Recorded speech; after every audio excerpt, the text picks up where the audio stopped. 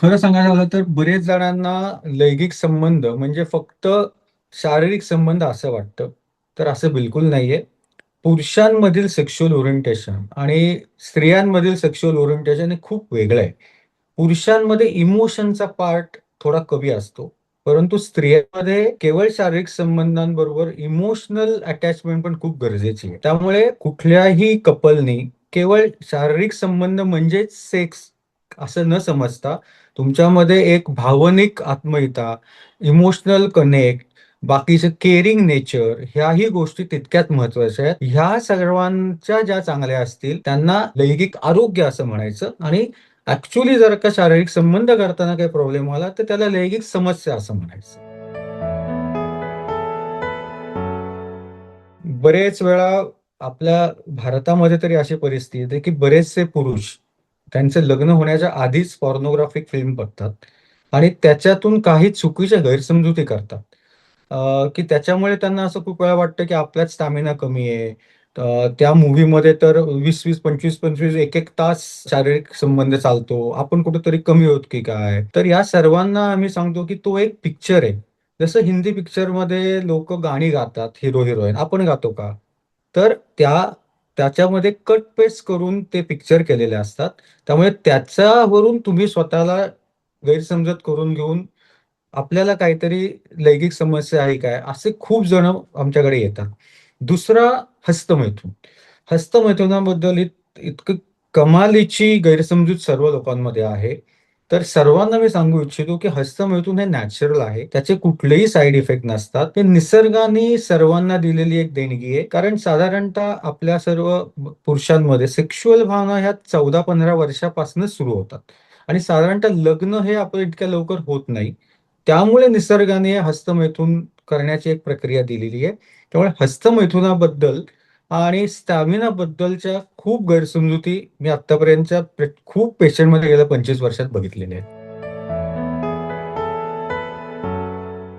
पूर्णतः गैरसमजूत आहे. निसर्गाने कधीही भेदभाव केलेला नाही. निसर्गाने स्त्री आणि पुरुष दोघांनाही हे इक्वल दिलेलं आहे. त्यामुळे पुरुषांमध्ये जास्त इच्छा असते, स्त्रियांमध्ये असं बिलकुल नाही. जसं प्रत्येक प्रत्येक माणूस हा वेगवेगळा असतो. जसं भूक, सगळ्यांना भूक सारखी असते का?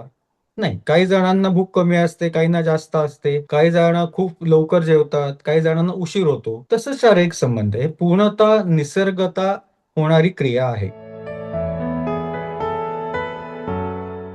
100% जाऊ शकते. एस्पेशली ह्याचं प्रमाण साधारणतः एक 15 ते 20 वर्षाच्या मुलांमध्ये जास्त प्रमाणात आढळतं. काय असतं की त्यावेळी निसर्गतः त्या मुलांमध्ये काही हार्मोनल चेंजेस होत असतात. ज्याने त्यांची सेक्सबद्दलची भावना ही वाढत असते आणि त्यांना जर का सेक्शुअल एज्युकेशन प्रॉपर मिळालं नसेल, तर एक विचित्र गैरसमजुतीमधून पोर्नोग्राफी म्हणजेच चांगली, मग ते बघूनच फक्त इरेक्शन होतं, अशा काही कल्पना तयार होऊन बरेच वेळा ही सगळी तरुण मुलं इझिली अवेलेबल पोर्नोग्राफी असल्यामुळे त्याच्या आहारी जातात आणि त्याने खूप गैरसमजुती करून पुढे म्हणजे एक 5-7 वर्षांनी जेव्हा त्यांचं लग्न किंवा काही होतं, त्यावेळी काही वेळा इश्यू येऊ शकतात. ही पण एक प्रचंड गैरसमजूत बरेच वेळा या पिक्चरमुळे किंवा जुन्या काळातल्या गोष्टींमुळे स्त्रियांमध्ये आहे. आत्ताच्या जगामध्ये आम्ही त्यांना हायमीन म्हणतो, की हायमीन इंटॅक्ट आहे की नाही हा महत्त्वाचा भाग असतो. आत्ताच्या जगामध्ये खूप स्त्रिया या ॲथलीट असतात, रनिंग करणाऱ्या असतात, काही ना काहीतरी व्हिगरस ॲक्टिव्हिटी करत असतात. त्यामुळे शारीरिक संबंध न करता सुद्धा हा आम्ही जो योनीचा पडदा किंवा व्हॅजायनल हायमीन जे असतं ते ब्रेक होऊ शकतं. त्यामुळे असं काही नसतं, की बाबा पहिल्या संबंधाच्या वेळी स्त्रियांमध्ये रक्तस्राव होतोच असं बिलकुल नाही. दुसरी गोष्ट काही वेळा पुरुषांमध्येही पहिल्या वेळी संबंध करताना काही वेळा रक्तस्राव होऊ शकतो. कारण पुरुषांच्या लिंगाची एक वाहिनी कधी-कधी ब्रेक होते. पण ह्या दोन्ही गोष्टी या होतातच असं बिलकुल नाही आणि त्याबद्दल गैरसमजूतही कोणी करून घेऊ नये आणि चुकून रक्तस्राव झाला, तरी त्याला काही ट्रीटमेंटची गरज नसते. ते आपलं आपण एका दिवसात पूर्ण बरं होऊ शकतं. थोडीफार नक्कीच कमी होतं. जसं सर्वच गोष्टी जसं आपलं वय वाढतं तसं आपण तरुण असतानासारखं करत नाही. पण याचा अर्थ असा नाही की ती इच्छा पूर्ण जाते. मी स्वतः 85 वर्षाचे आजोबाही पेशंट म्हणून बघितले. इच्छा नक्की कमी होते, पण ती बिलकुल जात नाही. त्यामुळे असं काही वय किंवा हे असं काही निसर्गाने दिलं नाही, की बाबा 60 मध्येच कमी होईल. तुम्हाला तुमच्या इच्छेनुसार, तुमच्या याच्यानुसार निसर्ग सर्व काही करू शकतो. सर्वांना मी अगदी मनापासून सल्ला देतो.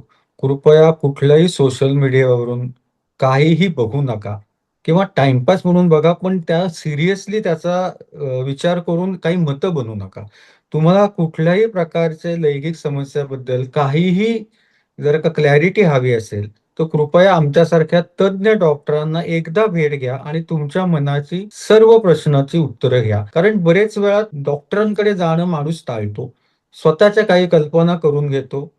मित्र त्यांना काहीतरी चुकीच्या गोष्टी सांगतात आणि भयंकर डिप्रेशनमध्ये गेलेली पेशंट पण मी बघितलेत, काहीही आजार नसताना केवळ चुकीच्या गैरसमजुतींमुळे. त्यामुळे तुम्ही तज्ञ डॉक्टरांचा सल्ला नक्की घ्यावा.